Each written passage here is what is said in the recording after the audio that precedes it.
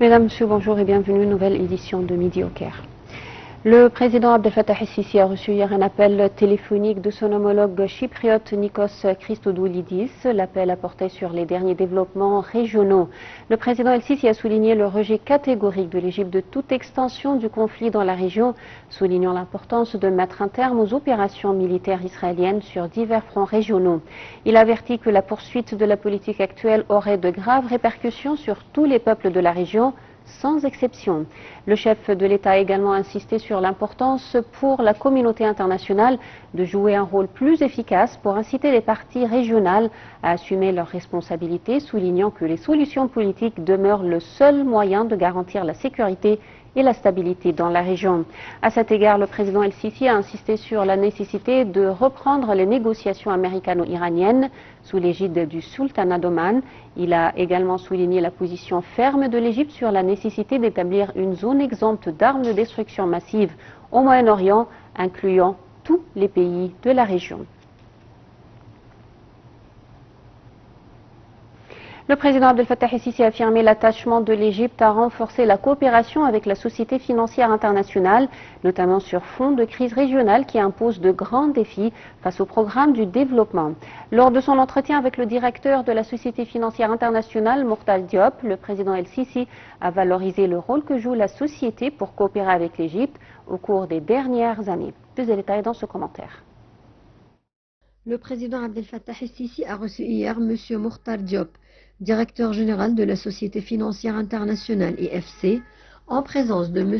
Ethiopis Tafara, vice-président de l'institution, ainsi que de la ministre égyptienne du plan du développement économique et de la coopération internationale, Dr Rani al-Mashot. Selon le porte-parole de la présidence de la République, l'ambassadeur Mohamed el-Chenaoui, le président el-Sisi a salué le rôle actif de l'IFC dans le soutien apporté à l'Égypte au fil des années, soulignant la volonté du pays de poursuivre et d'approfondir cette coopération, en particulier dans le contexte régional actuel, marqué par d'importants défis au développement, une position partagée par le directeur général de l'IFC, qui a exprimé l'engagement continu de l'IFC à renforcer ses partenariats en Égypte. L'entretien a porté sur les opportunités de collaboration visant à stimuler les flux d'investissement vers l'Égypte et à faciliter l'accès au financement pour le secteur privé. Le président el-Sisi a mis l'accent sur la nécessité d'un financement à des taux compétitifs afin de réduire les coûts, rappelant les réformes économiques et structurelles en cours pour garantir la stabilité financière et encourager une plus grande participation du secteur privé à l'économie. Le président a également fait la lumière sur les efforts de l'État pour renforcer la confiance du secteur privé à travers de mesures incitatives, notamment des facilités douanières et fiscales, ainsi que le lancement d'initiatives visant à accroître les exportations et à développer les activités productives et de services. Il a souligné l'importance des projets de partenariat public-privé dans cette stratégie. M. Diop a pour sa part salué les réformes économiques entreprises par l'Égypte qui, selon lui, renforcent la confiance des investisseurs et améliorent le climat des affaires. Il a réaffirmé la volonté de l'IFC de poursuivre ses programmes conjoints avec l'Égypte pour soutenir la compétitivité de son économie et attirer davantage d'investissements privés. Le chef de l'État Abdel Fattah el-Sisi a approuvé le lancement de l'initiative L'Égypte avec vous pour les enfants mineurs des martyrs et des victimes des forces armées, de la police et des civils. Le président el-Sisi a souligné la nécessité de continuer à travailler pour améliorer les services fournis par le fonds d'hommage aux martyrs, développer ses ressources et améliorer ses mécanismes. Cette déclaration a été faite lors d'une réunion entre le président el-Sisi et le président du conseil d'administration du fonds pour honorer les martyrs, les victimes, les personnes disparues et les blessés dans les opérations militaires et terroristes et leurs familles. Plus de détails dans ce commentaire. Le président Abdel Fattah el-Sisi a rencontré hier le général de division Saïd Ghali, PDG, du fonds d'hommage aux martyrs, victimes, disparus et blessés des opérations militaires, terroristes et sécuritaires, ainsi que leurs familles, et le général de division Ahmed El-Ash'al, chef exécutif du fonds. Le porte-parole officiel de la présidence de la République a déclaré qu'au cours de cette réunion, Monsieur le Président a été informé de l'évolution des activités du fonds et des services qu'il fournit aux bénéficiaires, les familles des martyrs, victimes et blessés des opérations de militaires, terroristes et des sécuritaires en coordination avec les autorités compétentes. Il a également été informé des initiatives du fonds pour la période à venir, soulignant la nécessité de poursuivre les efforts visant à améliorer les services fournis par le fonds, à développer ses ressources et à perfectionner ses mécanismes de gestion afin de renforcer sa capacité à répondre aux besoins de ses bénéficiaires. Le porte-parole officiel a déclaré que le président Al-Sisi avait approuvé le lancement de l'initiative L'Égypte avec vous en faveur des enfants mineurs, des martyrs et des victimes des forces armées, de la police et des civils. Cette initiative investira les fonds alloués afin de garantir un rendement optimal au bénéfice des enfants mineurs à l'âge adulte. Elle sera mise en œuvre en coordination avec la Banque centrale, le Fonds souverain égyptien et la compagnie d'assurance Tahya Misr. Le porte-parole a indiqué que M. le Président avait approuvé l'inclusion des martyrs et des officiers blessés et d'autres militaires des forces armées participant aux opérations spéciales, ainsi que des martyrs civils ayant participé à l'effort militaire lors des guerres précédentes sous l'égide du Fonds. Il a souligné à cet égard que l'Égypte n'oublierait pas les sacrifices de ses fils fidèles et qu'un hommage approprié serait rendu aux martyrs et aux blessés qui ont donné leur vie pour la patrie. Le porte-parole a ajouté que le président Al-Sisi avait chargé le ministère de l'Enseignement supérieur et de la Recherche scientifique de prendre les mesures nécessaires pour déterminer les taux d'exonération et de réduction des bourses d'études des universités et instituts supérieurs publics et privés pour les bénéficiaires du fonds, ainsi que les modalités et mécanismes de mise en œuvre. À l'issue de la réunion, M. le Président a souligné que le peuple égyptien respectait et appréciait tous ses fils martyrs et blessés lors d'opérations militaires terroristes et sécuritaires qui ont payé un lourd tribut pour que le peuple égyptien puisse vivre en sécurité et prospérité. Le Premier ministre Moustapha Madbouli a déclaré que malgré les défis géopolitiques et économiques que confrontent les pays de la région et du monde, l'économie égyptienne a fait preuve de sa force et de sa capacité à l'adaptation. M. Madbouli s'est exprimé lors de sa participation à la conférence sur le financement du développement pour autonomiser le secteur privé, organisée par le ministère du Plan du Développement économique et de la coopération internationale, et avec la participation de nombre de ministres, d'ambassadeurs, de directeurs, de représentants des partenaires du développement et de l'Union européenne, des représentants des conseils des affaires et ceux des chambres de commerce. Dans son allocution, M. Madbouli a précisé que le taux de croissance du produit national brut de l'Égypte a atteint 4,3% au cours du premier semestre de l'exercice financier actuel, avec des prévisions positives notées par les institutions internationales du financement telles que le Fonds monétaire international et la Banque mondiale.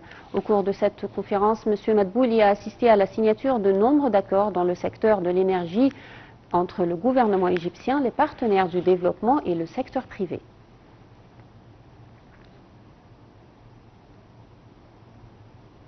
Le président du Parlement, Hanafi Gebeli, a fermement condamné l'agression militaire israélienne contre le territoire iranien à l'occasion d'un discours prononcé lors d'une session plénière consacrée aux crises régionales. Gebeli a martelé que seule une approche politique et diplomatique pouvait résoudre les tensions au Moyen-Orient. Gebeli a également qualifié l'attaque israélienne de violation flagrante qui s'ajoute au long bilan israélien en matière de violation du droit international et de mépris de la Charte des Nations Unies. Gebeli a accusé Israël de jeter aux orties toutes les décisions pertinentes de la légitimité internationale.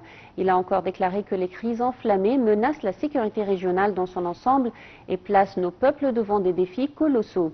Il a insisté sur le fait que cette agression représentait une escalade dangereuse qui risquait de torpiller tous les efforts sincères déployés par les canaux du dialogue.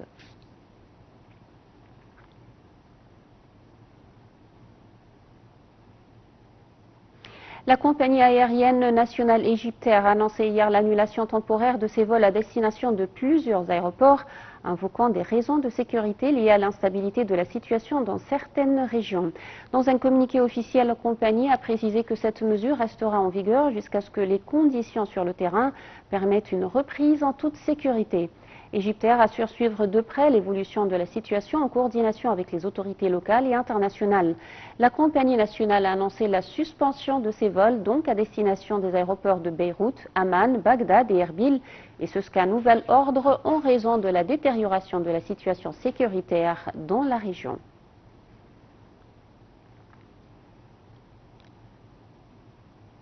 L'Égypte a enregistré une hausse notable du nombre de touristes en mer Rouge durant Eid al-Adha en dépit des défis géopolitiques dans la région, selon Houssem Hazza, membre de la Fédération des chambres de tourisme. Selon M. Hazet, la fréquentation touristique européenne a connu une augmentation significative, notamment de la part de touristes venus de l'Allemagne, d'Italie et de la France à Hurghada pendant Eid al-Adha. Il a salué les efforts soutenus du ministère du Tourisme pour promouvoir la destination en Égypte à travers des expositions internationales. Il a ajouté que les taux d'occupation des hôtels à Hurghada a également atteint un niveau record au cours des 2 derniers jours.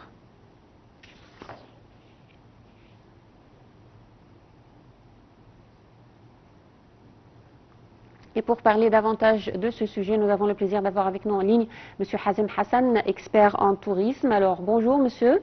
Bonjour. Alors, on parle d'une hausse du nombre de touristes venus en Égypte, notamment en mer Rouge, pendant les vacances de Eid al-Adha. Alors, tout d'abord, comment vous avez trouvé cette nouvelle? Bien sûr, comme vous avez mentionné dans les informations, que justement, ça c'est le résultat normal pour les efforts qui étaient faits dans les expositions, ou durant les expositions internationales, où on a participé dans plusieurs pays. Déjà, on sait que la mer Rouge, c'est une destination préférée pour beaucoup de touristes européens, notamment les Italiens, les Allemands et les Français. Et justement, les activités nautiques dans la mer Rouge sont très recherchées, surtout avec la grosse chaleur qui frappe le monde aujourd'hui. Oui. Alors, Monsieur Hazea, qui est membre de la Fédération des chambres de tourisme, a surtout précisé en fait les efforts soutenus du ministère du Tourisme pour promouvoir le tourisme, pour attirer les touristes, pour participer à un nombre de salons et d'expositions internationales pour faire montrer aux touristes ce qu'ils peuvent voir ici en Égypte. Évidemment, parce que là, on a participé dans plusieurs salons de tourisme. On parle de l'Allemagne, en Espagne, en France et dernièrement en Inde et en Chine. Ouais. Donc justement, on est en train de cibler les grands marchés, là où on peut recevoir le plus de touristes possible. On parle de l'infrastructure hôtelière qui a augmenté dernièrement. Bien sûr, quand on parle des autoroutes, de tout ce qui est infrastructure, et le nombre de chambres d'hôtel qui ont augmenté d'une façon très importante pendant les dernières années. Même au niveau de la sécurité, on trouve que l'État égyptien a fait un très très grand travail pour assurer la sécurité dans la région, malgré tous les problèmes qui se déroulent autour de nous, de tous les côtés, quoi. Mais l'Égypte montre bien ou offre bien vraiment des vacances en pleine mer, au bord de la mer, sous des conditions très favorables. Ouais. Mais en fait, monsieur, pendant Eid al-Adha, la guerre entre l'armée israélienne et l'Iran n'était pas encore déclenchée. Certainement, ça va affecter les tourismes si on parle de la prochaine saison. Alors, à quel point vous pensez que le tourisme sera affecté par ce qui se passe entre Israël et l'Iran ces derniers jours? Ce qu'on souhaite juste, et ça c'est la situation politique de l'Égypte toujours, on essaye d'arrêter n'importe quelle guerre dans la région. Les guerres toujours posent des problèmes au niveau du tourisme et ça chasse un peu les gens qui réservent dans les régions où il y a des guerres. Alors, le gouvernement égyptien et le ministère des Affaires étrangères, le président Abdel Fattah el-Sisi travaillent tous ensemble pour arrêter cette guerre et essayer d'instaurer la paix dans la région, parce qu'il va avoir un impact très positif sur le tourisme et on espère tous et on prie tous que leurs efforts vont aboutir à des résultats favorables pour la paix et pour le tourisme. Ouais. Pour l'instant, Monsieur Hassan, est-ce qu'il y a eu des annulations ou les touristes continuent à affluer vers les destinations égyptiennes? Malheureusement, il y a quelques annulations, mais jusqu'à présent, on n'est pas encore passé à la zone rouge, si on veut. Ouais. Il y a de l'annulation, bien sûr, mais on espère que justement la paix va être instaurée et que là, je pense qu'on va se rattraper sur ces annulations et on va même augmenter le nombre de réservations dans la mer Rouge en Égypte. Ouais. Je vous remercie infiniment, Monsieur Hazem Hassan. Je rappelle, vous êtes expert en tourisme. Merci beaucoup. Et avec cette nouvelle, mesdames, messieurs, nous parvenons au terme de cette édition de Midi au Caire. Je vous remercie infiniment. Bonne journée.